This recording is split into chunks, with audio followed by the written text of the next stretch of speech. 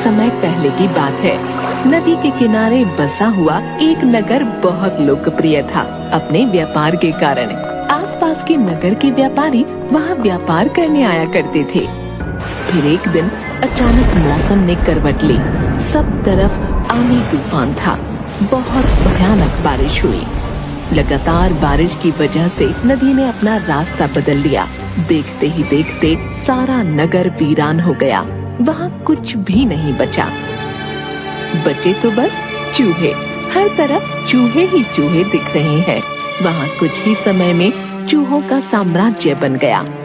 उनका राजा बना मूषक राज चूहा। चूहे की बस एक समस्या थी, जल की। तभी टीटू चूहा मूषक राज के पास जाकर बोलता है, महाराज की जय हो। महाराज, हमारे नगर में सब खुशहाल है। आप बस जल की समस्या का समाधान कर दे तो हमें जल पीने के लिए पहाड़ी के दूसरी तरफ न जाना पड़े। समस्या तो गंभीर है। अपने 200 या 300 सैनिकों के साथ नगर के उत्तर भाग में जमीन को खोदना शुरू करो। वहाँ जल स्रोत अवश्य मिलेगा। फिर क्या था, सब सैनिकों ने खुदाई शुरू की और कुछ दिनों में वहाँ एक बहुत बड़ा जलाशय निकल आया। उसी नगर की कुछ दूरी पर चंपक वन था, जहाँ बहुत सारे हाथी रहते थे और उन हाथियों का राजा था गजराज, एक विशाल हाथी। चंपक वन में एक साल भयानक सूखा पड़ा, जिसके कारण वहाँ पर भारी भरकम शरीर वाले हाथियों की दुर्दशा हो गई। हाथी के बच्चे प्यास के कारण दम तोड़ रहे थे। सब तरफ निराशा का माहौल था। गजराज इस समस्या से चिंतित एक पेड़ के नीचे खड़ा था। तभी गजराज का मित्र एक मोर वहाँ आता है और बोलता है, महाराज, पड़ोस के नगर में एक बहुत विशाल जलाशय है, जहाँ पर आप अपनी प्रजा को पानी पीने के लिए भेज सकते हैं। धन्यवाद मित्र, तुमने हमें बहुत बड़ी मुसीबत से बचा लिया। उसके तुरंत बाद गजराज ने सभी को उस नगर की तरफ जाने का आदेश दिया। सैकड़ों हाथी अपनी प्यास बुझाने डोलते हुए नगर की तरफ चल पड़े। जलाशय तक पहुंचने के लिए उन्हें नगर को पार करके जाना था, जिस वजह से हजारों चूहे हाथियों के पैरों के नीचे कुचले जा रहे थे, जिसकी वजह से वहाँ हाहाकार मचा हुआ था। हजारों की तादाद में चूहे अपनी जान गंवा चुके थे। नगर की सब तरफ चीख पुकार मची थी। इस बात से अनजान हाथी अपनी मस्ती में रोज उस रास्ते से जाते, पानी पीते और वापस आ जाते। काफी सोचने विचारने के बाद मूषक राज के मंत्रियों ने कहा, महाराज, आपको ही जाकर गजराज से बात करनी चाहिए। वो एक दयालु हाथी हैं। मूषक राज हाथियों के चंपक वन में गया। एक बड़े पेड़ के नीचे गजराज खड़ा था। मूषक राज उसके सामने के बड़े पत्थर के ऊपर चढ़ा और गजराज को नमस्कार करके बोला, गजराज को मूषक राज का नमस्कार। हे महान हाथी, मैं एक निवेदन करना चाहता हूँ।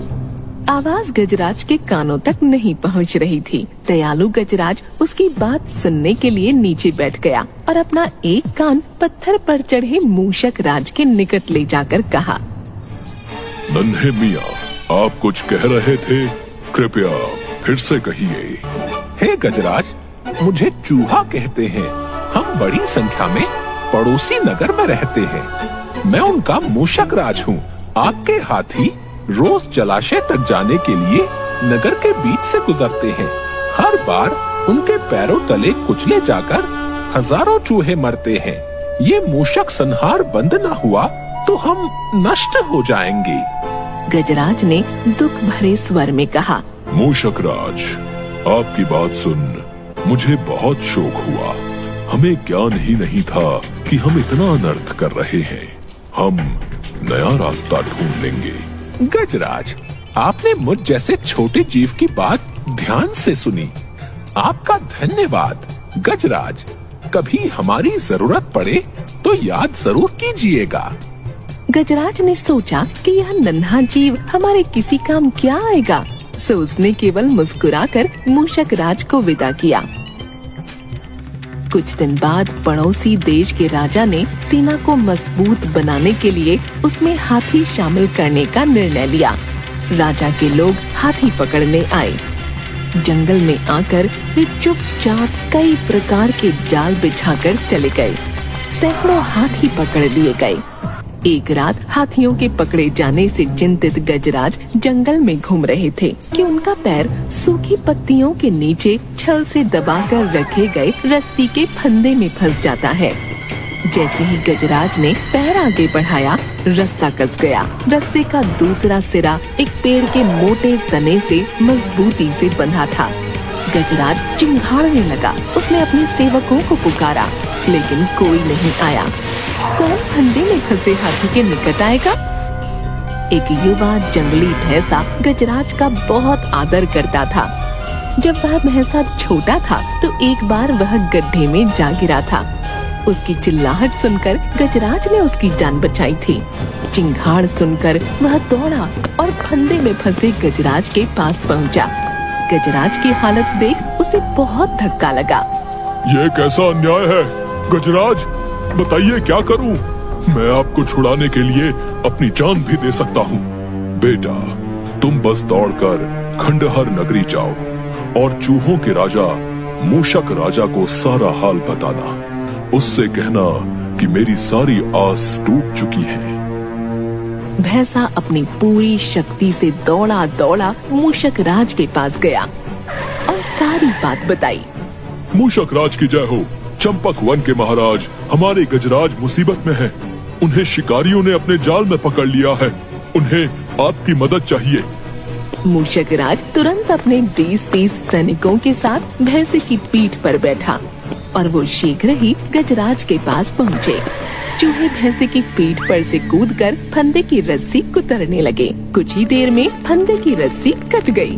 वह गजराज आजाद हो गए। धन्यवाद मूषक राज।